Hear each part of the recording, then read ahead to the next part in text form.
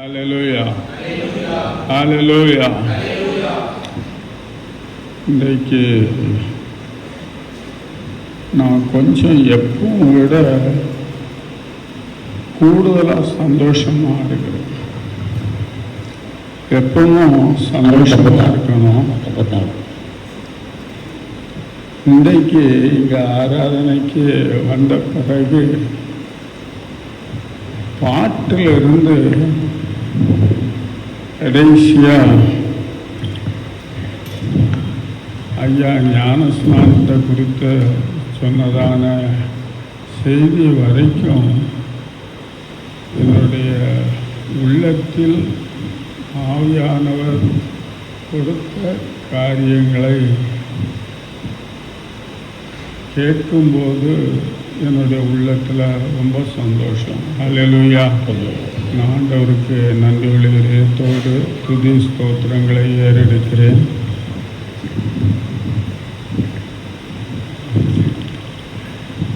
ஹல்லேலூயா, ஹல்லேலூயா. இன்றைக்கு நாம் பார்க்கிறதான காரியம் சிரேஷ்ட புத்திர பாகம். எத்தனை பேருக்கு இந்த சிரேஷ்ட புத்திர பாகத்தை குறித்து அறிந்து கொள்ள விரும்புகிறீர்கள்? அதை விரும்புகிறவங்க எத்தனை பேர்? எல்லாருக்குமே சிரேஷ்ட புத்திர பாகத்தை பெற்றுக்கொள்ளணுங்கிறது தான் தேவாதி தேவன் நம்முடைய ஆண்டவர் இயேசு எழுதி கொடுத்ததான இந்த வேதாகமம்.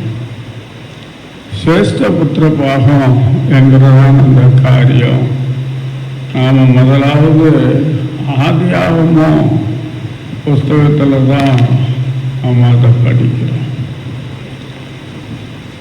ஆதியாகமம்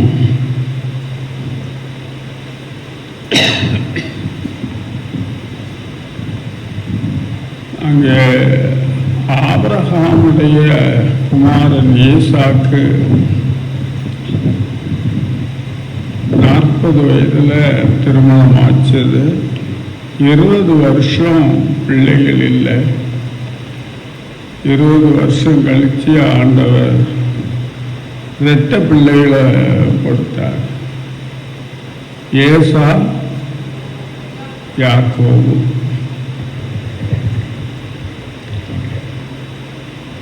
இன்றைக்கு நாம் கற்றுக்கொள்ளக்கூடிய ஒரு பாடம் அதுதான் சிரேஷ்ட புத்திர பாகம். நாம் முதலாவது யாக்கோபுடைய காரியங்களை கொஞ்சம் படித்த பிறகு ஏசாவுடைய காரியத்தை கொஞ்சம் படிக்கலாம் அப்படின்னு சொல்லி விரும்புகிறேன். முதலாவதாக நாம் இப்போ வாசிக்கக்கூடிய வேத பாகம் ஆதியாகமம் 28வது அதிகாரம் 10லிருந்து 22 வசனம் வரைக்கும். அது எல்லாருக்கும் தெரிஞ்சதுனால நாம் அதை முழுசும் படிக்க வேண்டாம். 15வது வசனம் மாத்திரம் நாம் படிக்கலாம்.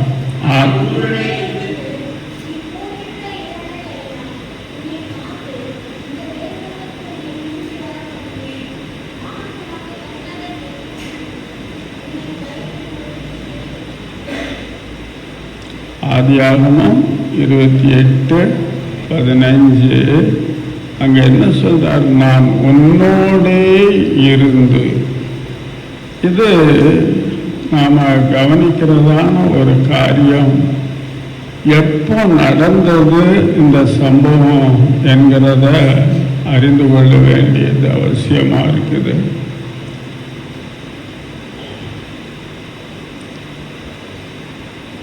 ஈசாக்குக்கு 60 வயதாகும்போது ஏசா, யாக்கோபு பிறந்தார்கள். ரெபேக்காள் ஆண்டவரிடத்தில் போய் விசாரிக்கிறார். அங்கே ஆண்டவர் சொல்லுகிறதான காரியங்கள் அவர்கள் வளர்ந்து பெரியவர்களான போது அங்கே நடந்ததான காரியங்கள் நமக்கு தெரியும். நாம் அதை பின்னால் படிப்போம். இப்போ முதலாவதாக நாம் பார்க்குற அந்த காரியம், நான் உன்னோட இருந்து. இப்போ எப்போ சொல்றாரு? எப்போது சொல்றாரு? ஆண்டவர் சொல்றாரு,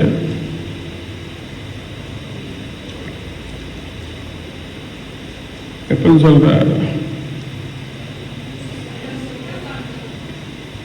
ஏசா யாக்கோபு ஆகிய ரெண்டு பேருக்குள்ளும் ஏற்பட்டதான ஒரு பிரச்சனை.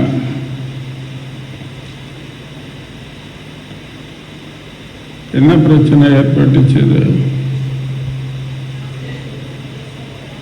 ஈசாக்கு ஏசாவின் இடத்துல சொல்றாரு, எனக்கு வயசாயிட்டு, நான் எப்போ மறிப்பேன்னு தெரியாது, அதுக்குள்ளாக நான் உன்னை ஆசீர்வதிக்கணும், நீ வேட்டையாடி நல்ல ருசியுள்ள பதார்த்தமாக எனக்கு கொண்டு வா, நான் அதை சாப்பிட்டுட்டு உன்னை ஆசீர்வதிக்கணும் அப்படின்னு சொல்றார். இதை யார் கேட்டுக்கிட்டு இருந்தது? ரெபேக்காள். இந்த ரெண்டு பேருடைய காரியமும் ரொம்ப ஆழ்ந்து சிந்திக்கும் போது கொஞ்சம் சொல்லக்கூடிய அந்த காரியம் எத்தனை பேர் அதை ஏற்றுக்கொள்வீங்கன்னு தெரியல. இந்த சிரேஷ்ட புத்திர பாகம் என்கிறதான ஒரு காரியத்தை முதல்ல சொல்லி தடுத்தபடியா போறேன்.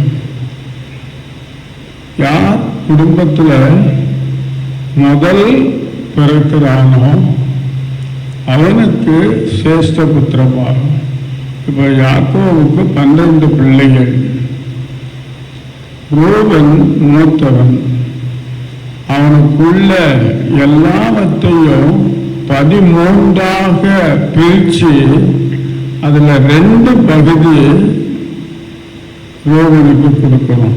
அதுதான் சிரேஷ்ட புத்திர பாகம். அதோடு மாத்திரமல்ல, அவனுடைய கடமை தகப்பனார் ஏதாகிலும் கடன் பட்டிருந்தாலோ கொடுக்கல் வாங்கல் இருந்தாலோ அதற்கு பின்னான பிள்ளைகள் எல்லாவற்றினுடைய காரியத்தையும் கவனிக்க வேண்டியது யாருடைய பொறுப்பு?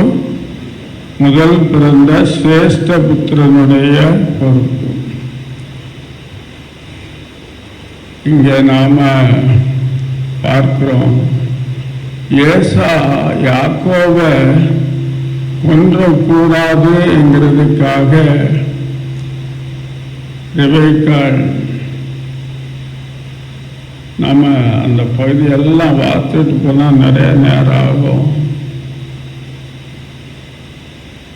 ஈசாக்கு சொன்னதை ரெபேக்காள் கேட்டு யாக்கோபை கூப்பிட்டு, உங்க அப்பா ஏசாத்தை இப்படி சொல்றாரு, நீ போய் ஆட்டு மந்தையில் ஒரு நல்ல ஆடை கொண்டு வா, நான் அதை ருசியுள்ள பதார்த்தமாக செய்து உனக்கு தகப்பனை கொடுப்பேன் அப்படின்னு சொல்றார்.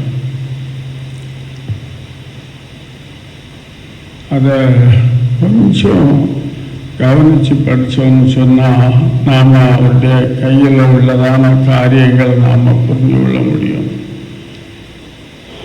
நாம் ஆதியாகமம்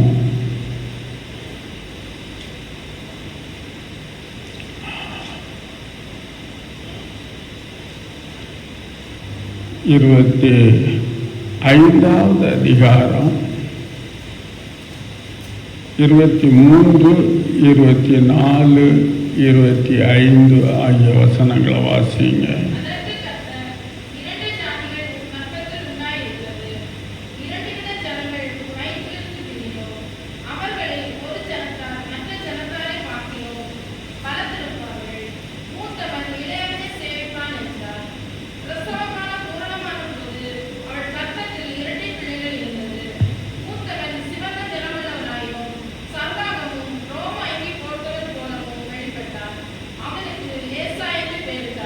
26.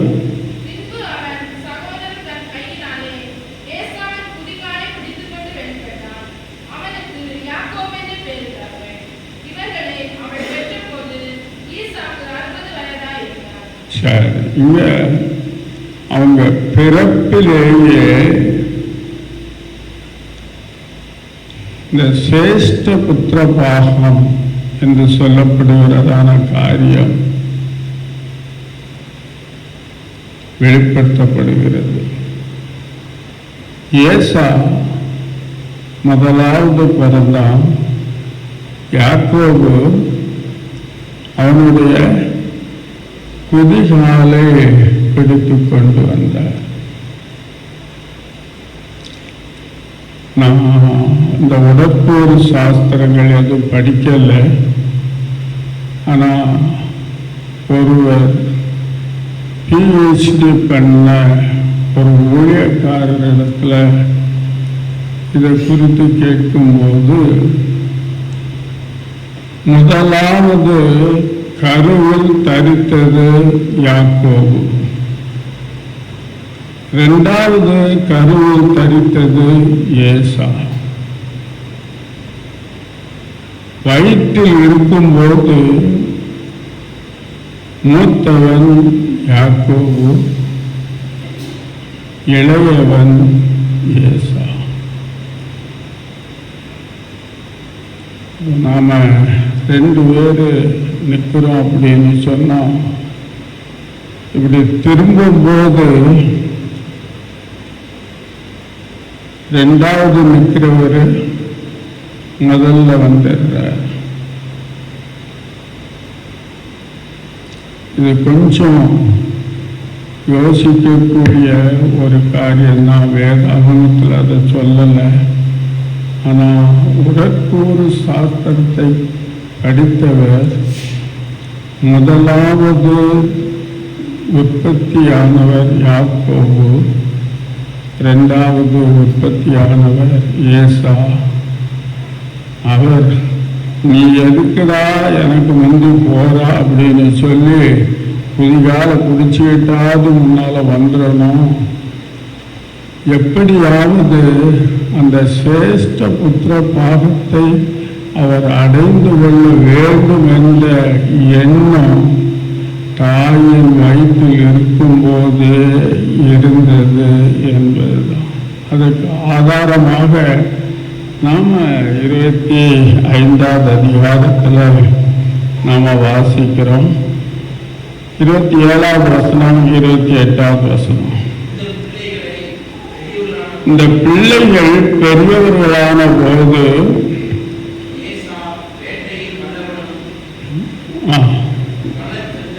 வன சஞ்சாரியுமாயிருந்தான்.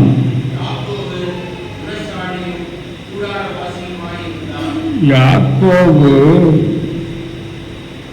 குணசாலியும் கூடாரவாசியுமாயிருந்தான். அல்லேலூயா, அல்லேலூயா. எனக்கு தனிப்பட்ட முறையில் எனக்கு அந்த வேத வசனத்தை படிக்கும்போது என்னுடைய வாழ்க்கையிலும் இந்த காரியங்கள் நடந்தது. சின்ன பிராயத்திலிருந்து 12 வயசு வரைக்கும், 5 வயசு வரைக்கும் எங்கள் அப்பா அம்மாவோட இருந்தேன். 7 வருஷம் எங்கள் பெரியம்மா வீட்டில் வளர்ந்தேன். அந்த 7 வருஷத்துலேயும் வெளியில் எங்கேயும் ஸ்கூலுக்கு போகிறது, வீட்டுக்கு வர்றது, வேலைகளை செய்கிறது, பெரியம்மா பெரியப்பா அக்கா அம்மார்களுக்கு அங்கே உதவி செய்கிறது, ஆடு வளர்க்குறது, கோழி வளர்க்குறது, மாடு வளர்க்குறது, அதுக்குரியதான விவசாய காரியங்களை பார்க்கிறது எனக்கு அந்த வயசுலேருந்தே இருந்தது. இப்பவும் இருக்காது. யாக்கோபு எப்படி இருந்தாரா? குணசாலியும் கூடாரவாசியுமாயிருந்தான். அவனுக்கு அவங்க ஆடு மாடு எல்லாவற்றினுடைய காரியங்களும் தெரியும். அடுத்த வசனத்தை வாசிங்க. ஏசா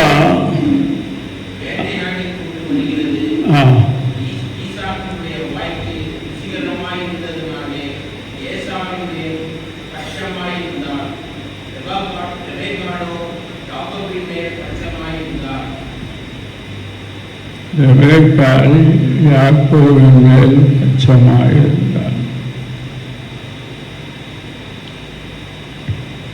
காரணம் அவன் குணசாலி, கூடாரவாசி. தன் தாய் என்ன சொல்கிறாள், என்ன செய்ய சொல்கிறாளோ அதை செய்து நிறைவேற்றுவாங்க. அதுக்கு ஆதாரமாக நாம் அதுக்கு அடுத்தபடியாக வாசித்தோம்னு சொன்னால் 29 வாசிங்க. அப்பொழுது ஏசா யாக்கோபை நோக்கி, அந்த சிவப்பான கூழிலே நான் சாப்பிட கொஞ்சம் தா.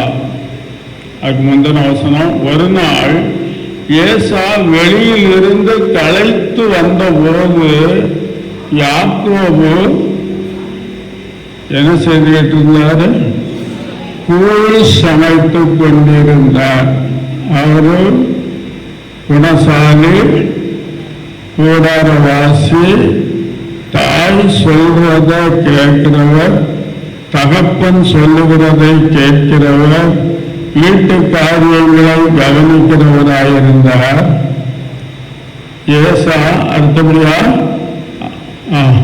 அப்போது ஏசா யாக்கோபை நோக்கி, அந்த சிவப்பான கூழிலே நான் சாப்பிட கொஞ்சம் தா, இழைத்திருக்கிறேன் என்றான். இதனாலே அவனுக்கு ஏதோம் என்கிற பெயர் உண்டாயிற்று. இப்பதான் கவனமா படிக்கணும். அப்பொழுது யாக்கோபு, உன் சேஷ்ட புத்திர பாகத்தை என்று எனக்கு விற்று போடு என்றான். அதற்கு ஏசா, இதோ நான் சாக போகிறேனே, இந்த சேஷ்ட புத்திர பாகம் எனக்கு என்னத்திற்கு என்றான். அப்பொழுது யாக்கோபு, இன்று எனக்கு ஆணையிட்டு கொடு என்றான். அவன் யாக்கோபுக்கு ஆணையிட்டு என்ன செய்தானா? தன் சேஷ்ட புத்திர பாகத்தை அவனுக்கு விற்று போட்டான்.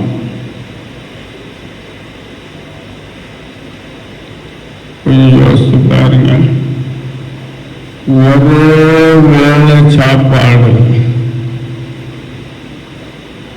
தாய்கிட்ட போய் கேட்கக்கூடாதா?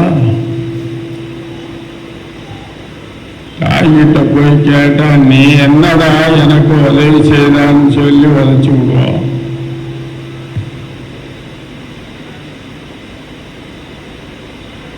ஒரு வேளை சாப்பாடு இல்லைன்னு சொன்னா செத்தா போவோம்.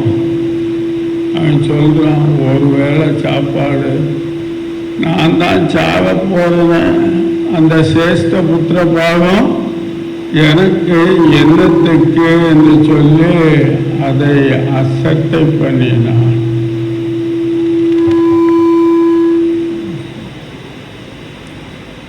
சேஷ்ட புத்திர பாகம் இது அன்றைக்குள்ளதான காரியம். இன்றைக்கு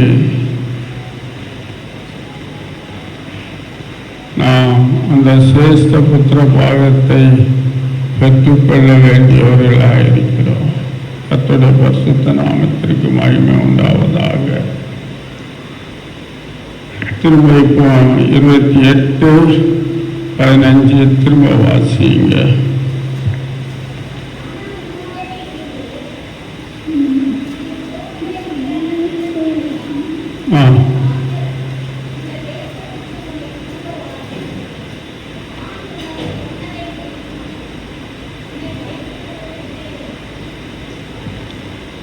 இங்க கொடுக்கிறதான வார்த்தை.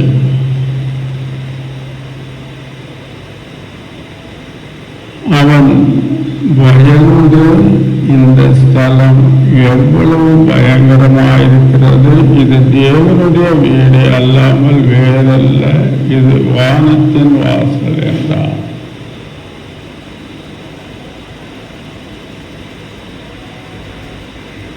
இதை நாம பார்க்கிறதான ஒரு காரியம். இப்ப யாருக்கு பயந்து போறோம்? ஏசா தன்னுடைய இருதயத்துல பேசிக்கிறான், அது மற்றவங்களுக்கும் சொல்றான். என் தகப்பனுடைய மரண நாள் வரும், அப்போ நான் அவனை பார்த்துக்கிறேன் அப்படின்னு சொல்லி அது ரெபெக்காளுக்கு அறிவிக்கப்பட்டது. அதுக்கு முன்னாலே சில காரியங்கள் நடக்குது. ஏசா 40 வயசாகும்போது 2 பெண்களை கல்யாணம் பண்ணான். அவன் ரெபெக்காளுக்கு அவர்கள் மனநோவாய் இருந்தார்கள். ஏசா தகப்பன் தாய் சொல்ல கேட்டவன் அல்ல. யாக்கோபு தகப்பன் தாய் சொல்லை கேட்டவன். அங்க நாம வாசிக்கிறோம் 27. பின்பு ரெபெக்கா ஈசாக்கை நோக்கி, ஏத்தின் குமாரத்தின் நிமித்தம் என் உயிர் எனக்கு வெறுப்பாயிருக்கிறது. இந்த தேசத்து பெண்களாகிய ஏத்தின் குமாரத்திகளில் யாக்கோபு ஒரு பெண்ணை கொள்வானானால் என் உயிர் இருந்து ஆவதென்ன என்றான். ஏசா தாய் தகப்பனுடைய சொல்லியும் கேட்கல. அவன் வனசஞ்சாரியும் வேட்டையில வல்லவனுமாக இருந்தான். ஆனாலும் அவனுக்கு சிநேகிதர்கள் அந்த தேசத்து பெண்கள்ல 2 பேரை கல்யாணம் பண்ணிக்கிட்டான். யாக்கோபு ஏசா 2 பேரும் ஒரே நாளில் பிறந்தான பிள்ளைகள். ஆனா யாக்கோபு அதை செய்யல. ஏசா சொன்ன காரியத்தை ஈசாக்கு நிலத்துல ரெபெக்கா சொல்றான் 28வது அதிகாரத்துல. ஈசாக்கு யாக்கோபை அழைத்து அவனை ஆசீர்வதித்து, நீ கானானியருடைய குமாரத்தியில் பெண் கொள்ளாமல் எழுந்து புறப்பட்டு பதான் அராமில் இருக்கிற உன் தாயினுடைய தகப்பனாகிய பெத்துவேலுடைய வீட்டுக்கு போய் அவ்விடத்தில் உன் தாயின் சகோதரனாகிய லாபானின் குமாரத்திகளுக்குள் பெண்கள் என்று அவனுக்கு கட்டளையிட்டான். யாக்கோபு அதுக்கு பின்னால் உள்ள வசனங்கள்ல வாசிக்கிறோம். யாக்கோபு ஈசாக்கு யாக்கோபை அனுப்பிவிட்டான். அப்பொழுது அவன் பதான் அராமுக்கும் ஆறாமில் இருக்க சீரியா தேசத்தானாகிய பெத்துவேலுடைய குமாரனும் தனக்கும் ஏசாவுக்கும் தாயாகிய ரெபெக்காவின் சகோதரனுமான லாபான் இடத்துக்கு போக புறப்பட்டான். யாக்கோபு தாய் சொல்ல கேட்கிறவன், தகப்பன் சொல்ல கேட்கிறவன். இப்போ அப்படி இருந்ததுனால ஆண்டவருடைய சொல்லை கேட்கிறான். அல்லேலூயா. தாய் தகப்பன் சொல்லை கேட்ட ஒரு மகன் தேவனுடைய வார்த்தையை கேட்கிறான். 28வது அதிகாரத்தில் அதான் சொல்றார்.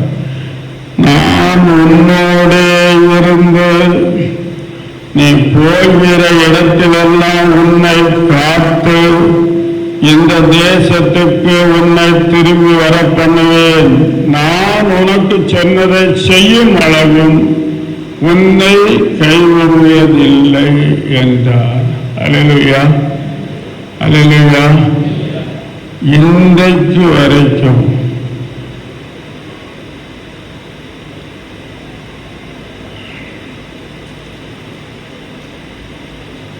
மேசியாவாகிய இயேசுவை இஸ்ரவேல் ஜனங்கள் ஏற்றுக்கொள்ளாதபடியினால் 2000 வருஷங்கள் அவர்கள் முழு உலகத்திலேயும் தேசாந்திரிகளாக அலைந்து திரிந்தார்கள். 1948 மே மாதம் 28ஆம் தேதி அவர்களுக்கான ஒரு தேசம் திரும்பவும் கிடைத்தது. அல்லேலூயா, அல்லேலூயா.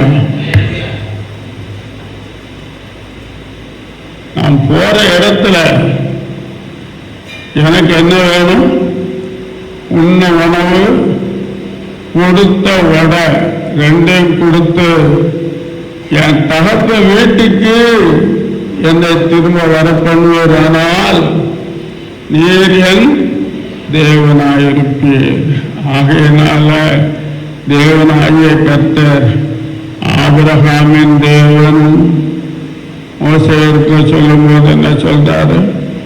ஈசாக்கின் தேவனும் யாக்கோபின் தேவனுமாகிய உன் பிதாக்களின் தேவன். அல்லேலூயா, யாக்கோபின் தேவன்.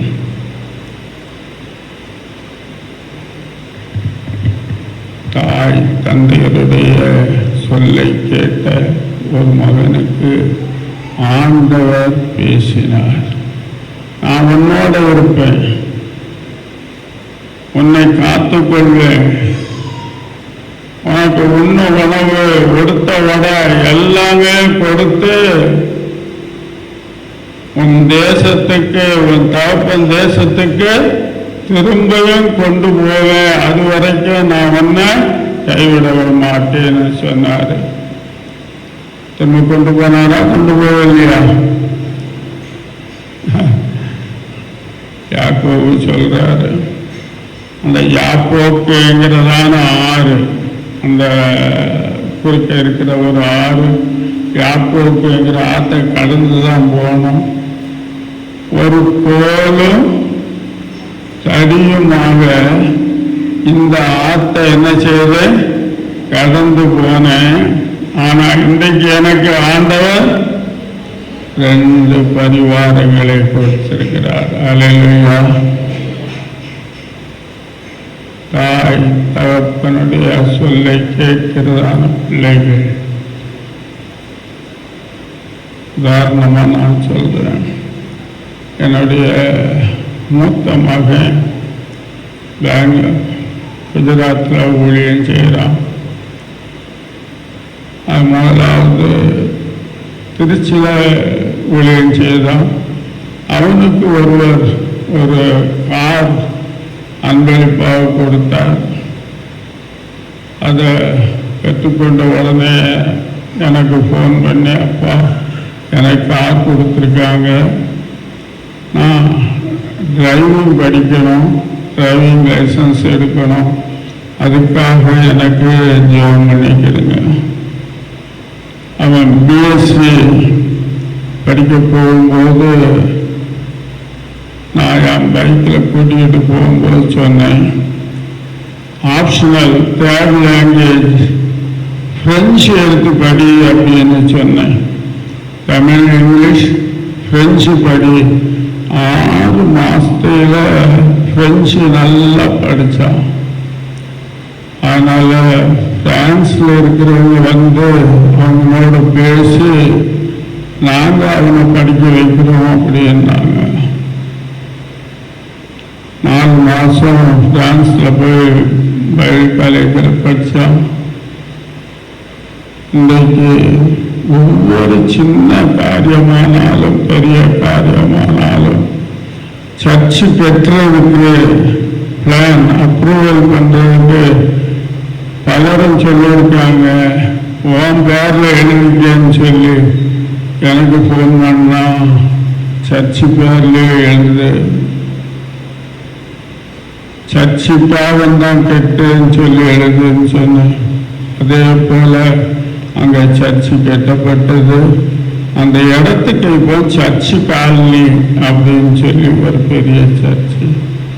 தாய் தகப்பன் சொல் பேச்சு கேட்கிற பிள்ளைகளோடு யார் பேசுவார்? ஆண்டவர் உன் தகப்பனையும் உன் தாயையும் கனம் பண்ணுவாயாக. வயசானாலும் சரி, தாய் தகப்பன் சொல்ல கேட்டு நடக்கிற பிள்ளைகளுக்கு ஆண்டவர் பெரிதான ஆசீர்வாதத்தை வைத்திருக்கிறார். இந்த சேஷ்ட புத்திர பாகம் இன்றைக்கு எதுக்கு ஆதாரமாக இருக்கிறது என்றால், நாம வாசிக்கிறதான வேத பகுதி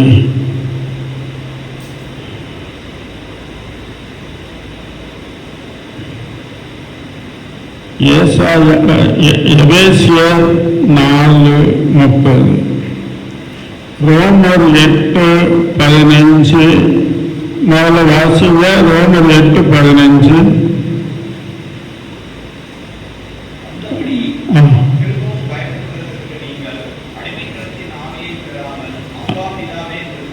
அப்பா பிதாவே என்று கூப்பிட பண்ணுகிற புத்திர சுவிகாரத்தின் ஆவியை நாம் பெற்றிருக்கிறோம். ஹல்லேலூயா. இன்றைக்கு நாம சேஷ்ட புத்திர பாகம் என்று சொன்னால் அதுக்கு ஆதாரம் தான் அப்பா பிதாவே என்று கூப்பிட பண்ணுகிற புத்திர சுவிகாரத்தின் ஆவியை பெற்றிருக்கிறோம். ஹல்லேலூயா.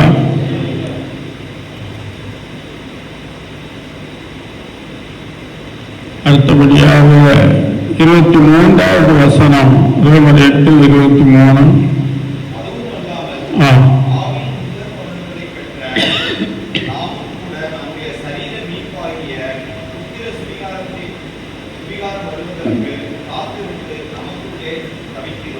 இந்த பரிசுத்த ஆவியின் அபிஷேகம் இன்றைக்கு நமக்கு புத்திர சுவிகாரமாக கொடுக்கப்பட்டு சேஷ்ட புத்திர பாவமாக கொடுக்கப்பட்டிருக்கிறது. பரிசுத்தம் இல்லாமல் ஒருவனும் தரிசிப்பதில்லையே. நாம் பரிசுத்தமாக வேண்டுமானால் சேஷ்ட புத்திர பாகத்தை நாம் அடைந்து கொள்ள வேண்டுமே. ஆனால் நாம் பெற்றுக்கொள்ள வேண்டியது என்ன? பரிசுத்த ஆவியின் அபிஷேகம். அது என்ன சொல்லுது? நாம் மீட்கப்படும் நாளுக்கென்று முத்திரையால் பெற்ற பரிசுத்த ஆவியை துக்கப்படுத்தாதீர்கள். எபேசியர் 4:30.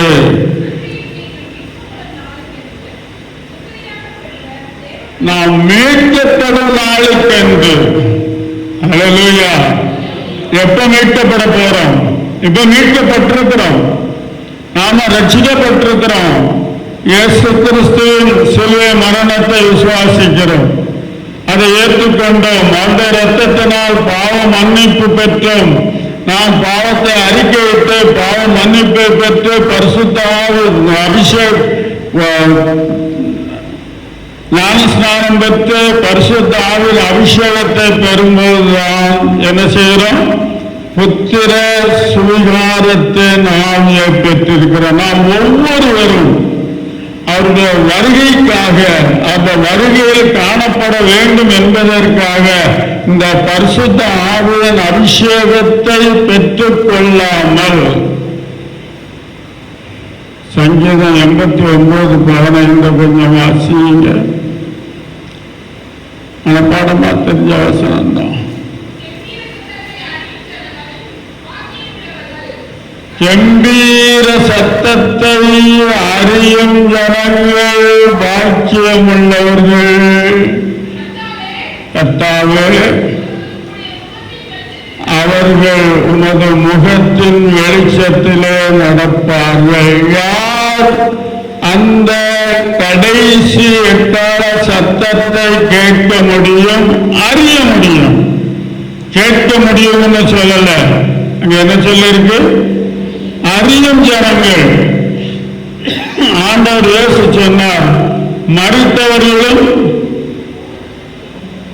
தேவகுமாரனுடைய சத்தத்தை கேட்கும் காலம் வருகிறது. அப்போஸ்தலனாகிய பவுல் சொல்லுகிறார், கடைசி காலம் துணிக்கும், அப்பொழுது மரித்தவர்கள் முதலாவது எழுந்திருப்பார்கள்.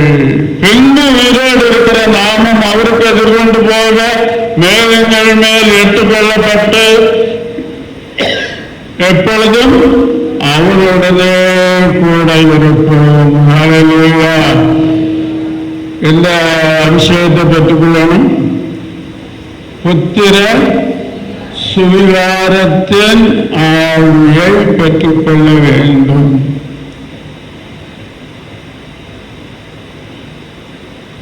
யாக்கோபுக்கு 12 பிள்ளைகள். யாருக்கு புத்திர சுவிகாரம் போச்சது?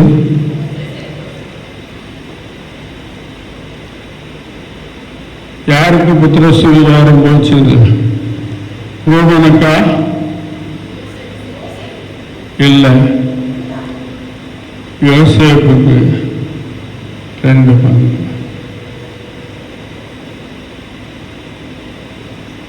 காரணம் என்ன?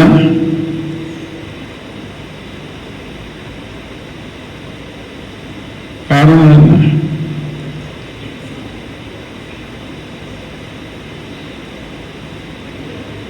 இன்னைக்கு நம்ம முதலமைச்சர் பேரு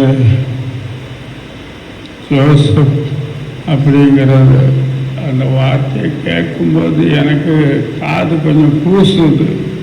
அவருக்கு இவருக்கும் என்னையா சம்பந்தம்னு சொல்லி. யோசேப்பு தகப்பன் சொல்லை கேட்டு, தயவுசெய்து பின்னான சரித்திரத்தை நீங்க கொஞ்சம் படிச்சு பார்க்கணும். இப்ப நீங்க ரீகலெக்ட் பண்ணணும். எத்தனை சொப்பனம் கண்டாரு? முதல்ல ஒரு சொப்பனம் கண்டாரு, 2வது ஒரு சொப்பனம் கண்டாரு, 12 கட்டுகளும் புரிஞ்சது. முதல்ல 12 இதுகளும் அவரு அறிக்கட்டு நின்னது, மீது எல்லாம் புரிஞ்சது. யோசேப்பை கண்ட மாத்திரத்தில் சகோதரர்கள் சொன்ன வார்த்தை என்ன? அவனுக்கு என்ன பேர் வச்சுட்டாங்க? யோசேப்புங்கிற பேர் வைக்கல. என்ன? சொப்பனக்காரன் வர்றான், அவனை காலி பண்ணிட்டா அவன் சொப்பனம் என்ன ஆகும் அப்படின்னு சொல்லி. ஆனா யோசேப்பு யாக்கோபு கிட்ட, ஏன்பா அண்ணன்மாரெல்லாம் என் மேல கோபமா இருக்காங்க, ஏதோ எனக்கு ஏதாவது பொல்லாப்பு பண்ணிவிடுவாங்கன்னு சொல்லி சொல்லவே இல்லை. அவனுக்குள்ள அந்த சந்தேகம் வரல. என் ஆண்டவர் என்னோடு இருக்கிறார். அந்த 11 பேரும், 11 பேரும் சொல்ல முடியாது, 10 பேர் தான் பென்யமீன் வீட்டில் இருந்தாரு. ஆனால் தான் 20 வெள்ளி காசுக்கு விட்டாங்க. 10 பேரும் 2 வெள்ளி காசு எடுத்துக்கலாம்னு சொல்லி 10 பேர் வந்தாலும் என் தேவன் என்னை காப்பாற்ற வல்லவர். போத்திபாருடைய வீட்டில் இத்தனை பெரிய தீங்குக்கு, பொல்லாப்புக்கு, பாவத்துக்கு நான் உடன்பட மாட்டேன்னு சொன்னார். அல்லேலூயா. அவருக்குள் இருந்ததான பரிசுத்த ஆவியாகிய தேவன் அவருடைய சிரேஷ்ட புத்திர பாவத்தை அவருக்கு வாங்கி கொடுத்தது. அல்லேலூயா. நாம பெற்ற பரிசுத்த ஆவியை என்ன செய்யக்கூடாது? துக்கப்படுத்தி விடக்கூடாது. 1964 டிசம்பர்ல நான் அங்கே பைபிள் ஸ்கூலில் படிச்சுட்டு இருந்தது. நான் மட்டும்தான் அந்த லீவில் அங்கே இருந்து கொஞ்சம் தமிழ் டைப் பண்ணி பாடங்களை சைக்ளோ ஸ்டைல் பண்ணி எல்லாருக்கும் கொடுக்குற வேலையை அங்கே செய்துக்கிட்டு இருந்தேன். அப்போ காற்று புயல் தனுஷ்கோடி அப்பதான் அழிந்தது. ஒரு வாரத்துக்கு முன்னால ஆண்டவருடைய ஆவியானவர் என்னோட பேசினார்.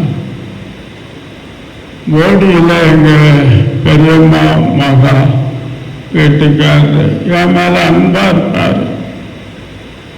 இன்னைக்கும் நான் சில நேரங்கள்ல இந்த சம்பவத்தை நினைச்சு அழுறேன். காரணம் என்னன்னு சொன்னா, நீ போ போடிக்கு. நான் போகல. எங்க அத்தா அந்த ட்ரெயின்ல போய் அந்த ட்ரெயின் கவுந்து இறந்துட்டாங்க. இன்றைக்கும் சில நேரத்தில் ஆண்டவருடைய ஆவியானவர் ஆண்டவர் என்ன போன்னு சொல்லியிருந்த நேரம் நான் போயிருந்தால் அத்தான் போயிருக்க மாட்டாங்க. நான் என்னை பார்த்ததும் பிரயாணப்பட்டிருக்க மாட்டாங்க. அந்த ட்ரெயினில் போயிருக்க மாட்டாங்க, இறந்திருக்க மாட்டாங்க. 2 நாளைக்கு முன்னால கூட நினைச்சேன், தேவனுடைய ஆவியை ஒருபோது என்ன செய்யாதீங்க, துக்கப்படுத்தாதீங்க. துக்கப்படுத்தணும்னு சொன்னால் பின்னால துக்கப்பட வேண்டியதாக இருக்கும். சிரேஷ்ட புத்திர பாகமாக நமக்கு பரிசுத்த ஆவியை தந்திருக்கிறார். நம்மோடு எப்பவும் இருக்கும்படியாக, அவருடைய சித்தத்தை நிறைவேற்றும்படியாக, அவருடைய பாதையில் நடக்கும்படியாக, இந்த வேத சத்தியத்தை அறிந்து கொள்ளும்படியாக தேவ ஆவியானவர் நம்மோடு இருக்கிறார். பரிசுத்த ஆவியின் அபிஷேகத்தை பெற்றுக்கொள்ளுங்கள். அது அவர் சொல்லுகிறபடி செய்யுங்கள். ஆண்டவர் உங்களை ஆசீர்வதிப்பார். நல்ல வேலைக்காக தேவனை ஸ்தோத்திரிக்கிறேன். தேவன் கொடுத்த இந்த நல்ல வார்த்தைகளுக்காக நன்றி. சேஷ்ட புத்திர பாகம் அப்படிங்கிறத குறித்து இந்த நாளிலே நம்ம கற்றுக்கொண்டோம். அதே போல் கர்த்தர் நமக்கென்று வைத்திருக்கிற அந்த எல்லா ஆசீர்வாதங்களை பெறணும்னா சேஷ்ட புத்திர பாகமாகி எதை பெற்றுக்கொள்ளணும்னு சொன்னார்?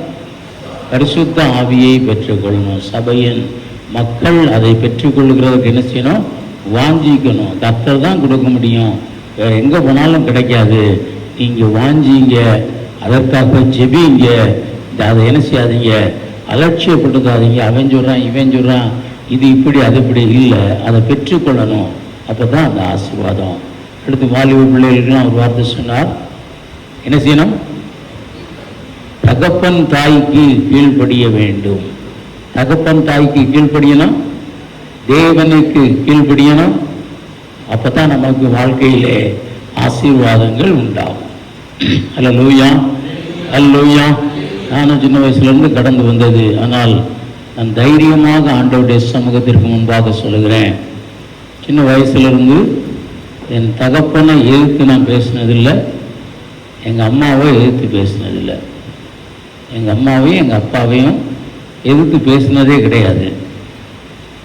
அதற்கு ஒரு பெரிய பரிசாக ஆண்டவர் என்ன கொடுத்தாரு?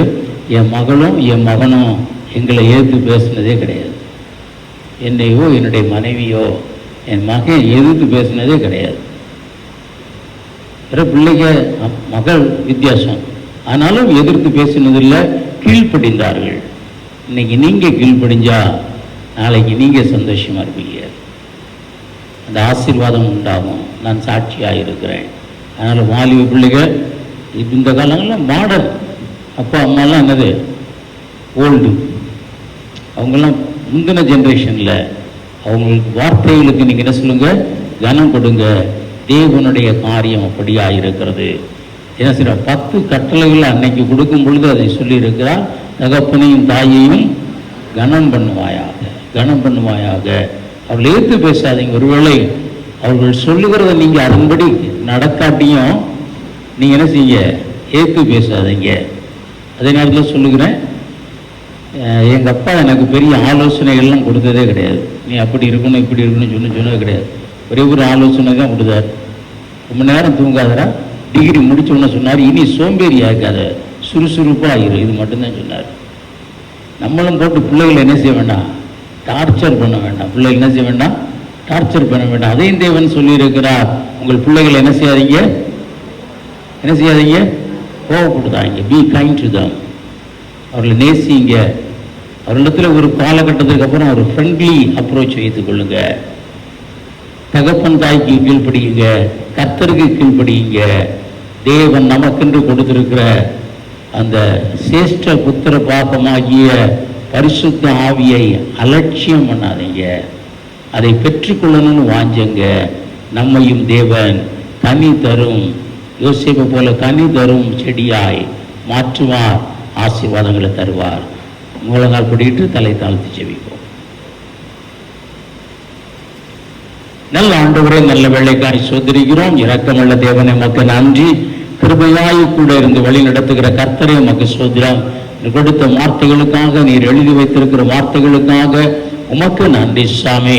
ஆண்டவரே, எம்மை நேசிக்க, உமக்கு கீழ்ப்படிய நீர் கொடுத்த ஆண்டவரை தூய ஆவியானவரை பெற்றுக்கொள்ள கர்த்தர் எங்கள் ஒவ்வொருவருக்கும் அனுகூலம் செய்யுங்கள் அப்பா. வந்த ஒவ்வொருவரையும் பேர் பேராய் குடும்பமாய் ஆசீர்வதிங்க. குடும்பத்தை நீங்க ஆசீர்வதிக்கும்படியாக செபிக்கிறோம். ஒவ்வொருவருடைய கையின் பிரயாசங்களையும் ஆசீர்வதிங்க. புதிய வருமான பாதைகளை திறந்து நடத்துங்க ஆண்டவரை. ஸ்திரமான ஆண்டவரை பெருக்கமான வருமான பாதை ஆண்டவரை நம்முடைய பிள்ளைகள் ஒவ்வொருவருக்கும் உண்டாகும்படியாய் இயேசு கிறிஸ்துவின் நாமத்திலே ஜெபிக்கிறோம் அப்பா. கர்த்தர் அப்படியே செய்து நடத்துங்க. வியாதி பலவீனங்களை நம்முடைய பிள்ளைகளை விட்டு அகற்றுங்க ஆண்டவர். நன்றி சுவாமி. சட்டையின் மறைகளை மறைத்து பாதுகாத்துக் கொள்ளுங்க. எப்பொழுதும் தேவன் எங்களோடு கூட இருக்கிறார்னு வாக்கு கொடுத்தீங்க சுவாமி. நம்முடைய பிள்ளைகளோடு கூட இருந்து அவருடைய ஆண்டவருடைய எல்லா விதமான பலவீனங்கள், சுகவீனங்கள், பிரச்சனைகள், பாடுகள் எல்லாவற்றையும் அகற்றி பிள்ளைகளை நீர் ஆசீர்வதிக்கும்படியாய் இயேசு கிறிஸ்துவின் நாமத்திலே ஜெபிக்கிறோம் நல்ல பிதாவே, ஆமென். என் ஆத்துமாவே கர்த்தரை சோஸ்தரி, என் முழு உள்ளமே அவருடைய பரிசுத்த நாமத்தை சோஸ்தரி. என் ஆத்துமாவே கர்த்தரை சோஸ்தரி, கர்த்தர் செய்த சகல உபகாரங்களையும் மறவாதே.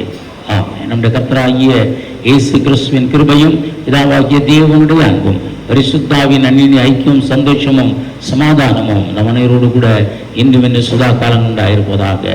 ஆமென். அல்லேலூயா, அல்லேலூயா, அல்லேலூயா.